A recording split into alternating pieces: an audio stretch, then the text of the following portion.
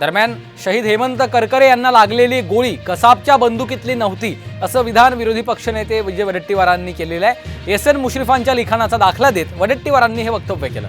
दरम्यान विजय वडेट्टीवार यांच्या विरोधात पावलं उचलणार असल्याचा इशारा उज्ज्वल निकम यांनी दिलेला आहे। एस एन मुश्रीफांच्या लिखाणाचा दाखला देत आपण पाहतो विजय वडेट्टीवार यांनी हे वक्तव्य केलेलं आहे। करकरे यांना लागलेली गोळी कसाबच्या बंदुकीतली नव्हती असं वक्तव्य त्यांनी केलं आणि त्यांच्या वक्तव्याचे आता तीव्र पडसाद उमटताना पाहायला मिळत आहे।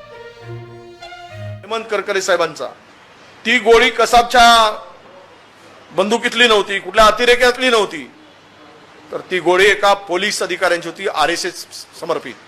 त्यावेळेस ते पुरावे लपवणारा देशद्रोही कोण असेल तर तो उज्ज्वल निकम आहे। SM मुश्रीफांनी जे पुस्तक लिहिलं आहे, कदाचित वाचन तुमच्या आलं की नाही मला माहित नाही, त्या पुस्तकाचा दाखला घेऊन मी म्हटलं मला वाईट याचं वाटतं की वडेट्टीवार सारख्या एका जबाबदार विरोधी पक्ष नेत्याने अशा तऱ्हेचं बेछूट आणि बेलगाम आरोप करावे की जेणेकरून आपल्या शत्रू राष्ट्राला फायदा होईल।